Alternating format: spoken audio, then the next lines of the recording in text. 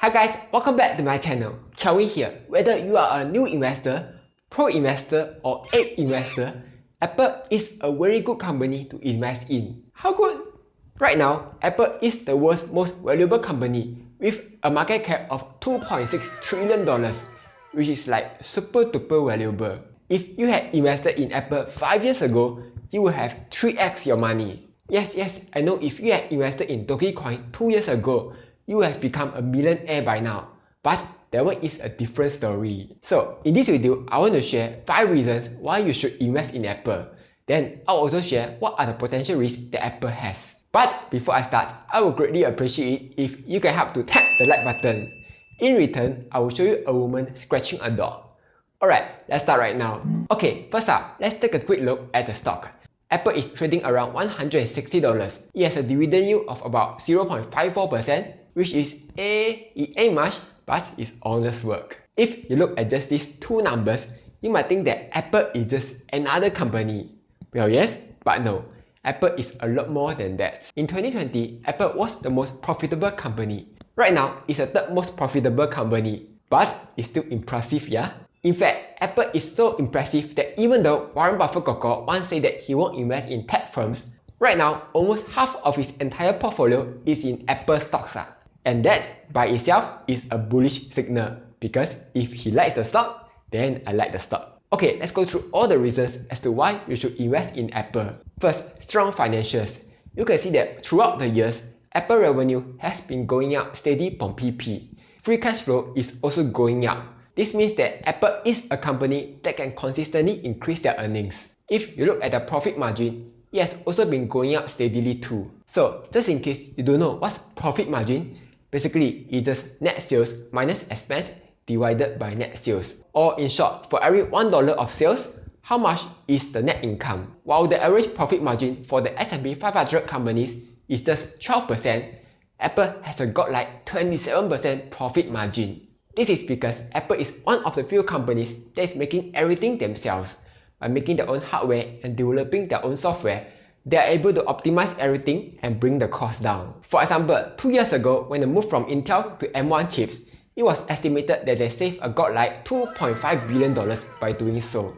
The other thing is Apple debt is super duper low.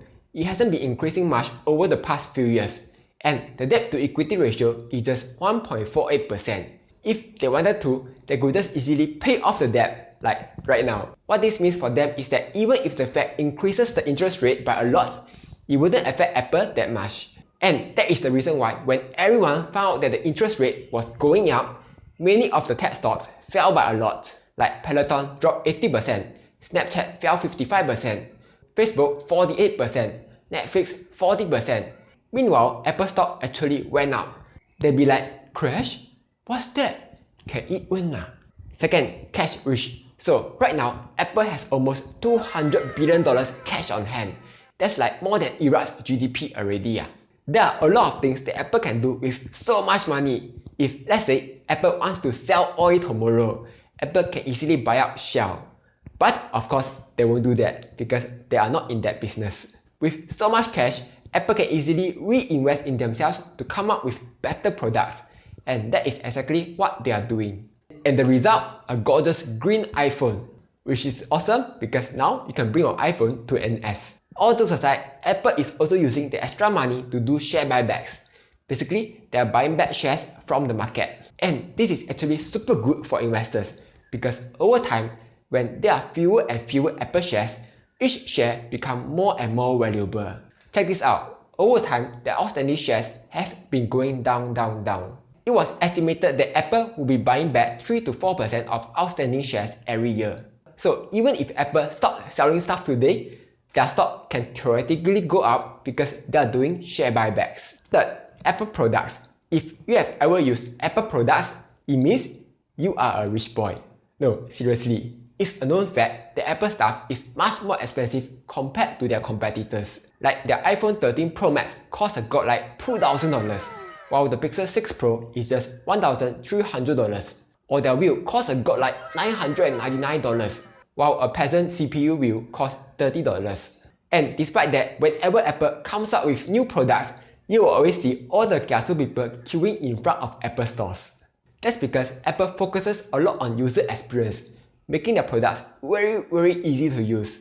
On top of that, Apple product performance is actually very good. For example, when Apple M1 chip first came out 2 years ago, their cheapest laptop, MacBook Air, actually outperformed the best laptops out there. Or Apple camera is so good that more and more people are switching over to using Apple to shoot instead of a normal camera. That's why you often see the rich people, like the celebrities, use iPhones, because Apple products have some sort of premium feel and quality. However, Apple knows that peasants like me cannot afford an iPhone. That's why they come up with a cheaper phone, iPhone SE, which costs only $769. And that's a good thing, because now people who previously don't want to sell the kidneys to buy the iPhone will finally be able to switch over. JP Morgan estimated that the iPhone SE could attract a lot of Android users. And a report estimated that iPhone SE will attract more customers from India, which is a super duper large market. But besides hardware, Apple also has their software services like Apple Music, Apple Books, Apple Podcasts, and most recently, Apple TV+, which are all part of the Apple ecosystem that generates a lot of consistent income for Apple. If you look at the revenue breakdown, iPhone contributes the most revenue. Second in place is services at 15.7%. And the services portion is actually growing over time, which is good because Apple will not have to rely mainly on iPhone to earn money. Fourth, strong mode. One of the reasons Apple is so profitable is because Apple has a very strong mode.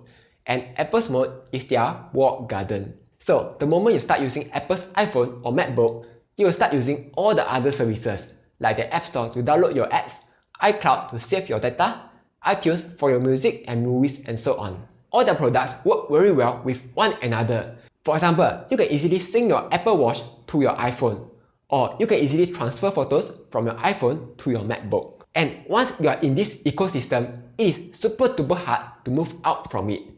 As a result, you have a lot of Apple fanboys. Like if you look at the product review events, even if it's nothing special, their fans are always super duper excited about it. Fifth, Apple's future. So we all know that Apple is about expensive phones, expensive laptops, expensive watches. But recently, Apple also announced that you will finally be able to watch NFL on Apple TV. Now, I'm sure most of you don't watch NFL. You'll be like, NFL? Ain't nobody got time for that. I want to watch my TVP drama. But this is a big deal because sources say that Apple wants to buy the exclusive right to stream NFL. And NFL viewership is comparable to NBA, which means that if Apple has the exclusive right to stream NFL, Apple will earn even more money. It also shows that Apple wants to enter into the sports segment. And analysts expect that Apple will try to secure the streaming rights to other sports, like F1 for example. Next, there are also rumors that Apple will launch the AR/VR headset soon. Obviously, it will make Apple earn even more money because Apple fanboys will always be Apple fanboys. But more importantly, it means that Apple is planning to go into the metaverse space. Bloomberg estimated that the metaverse space is growing and will have an $800 billion total addressable market by 2024. With the metaverse, you open up opportunities in areas like training, education, working, gaming. But wait, that's not all. The most exciting part about Apple's future is the Apple Car, which could launch as early as this year. And if it's launched, oh, it will be huge. Even Elon Musk thinks that Apple cars will be Tesla's direct competitor. Okay, that was the 5 reasons as to why you should invest in Apple. But enough of Anggap Bola. Let's talk about the risk of investing in Apple. The first risk is that Apple relies too much on iPhone sales. Remember that iPhone contributes to more than half of Apple's revenue. Prior to 2020, if you look at the 4 quarters average, the orange line, the iPhone unit sales were actually declining. But then it started going back up after that. Right now, iPhone still has a big market share. But the risk is that if one day there's a better smartphone out there, people will move away from the iPhone and Apple's revenue will suffer. However, the chance of this happening is still quite small, as there's nothing as good as the iPhone yet. With that being said, the biggest risk for Apple is China. From the production side, China is the biggest supplier and is assembling a big share of Apple products. On the consumer side, China is the 3rd largest customer. Apple is always at risk of getting banned in China. China has already banned Google and Facebook because of security concerns. In 2014, China's state media warned that Apple iPhone is a danger to China's national security because it can track user data. But luckily, Apple knows how to make the government happy Part of it was by hiring Doug Guthrie, who advised Apple on what to do. So right now, Apple is still safe.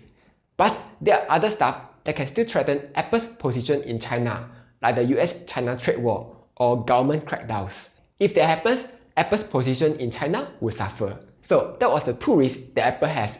With that being said, I still believe that Apple is a very good stock to invest in, especially if you are a new investor. Their balance sheet is perfect, products have a wide moat, and they have an exciting future ahead. In short, you wouldn't go wrong by investing in Apple. So anyway, that was my review on Apple. But do let me know, are you investing in Apple? Like, share, and subscribe as I'll be posting new videos every Monday, Wednesday, and Friday.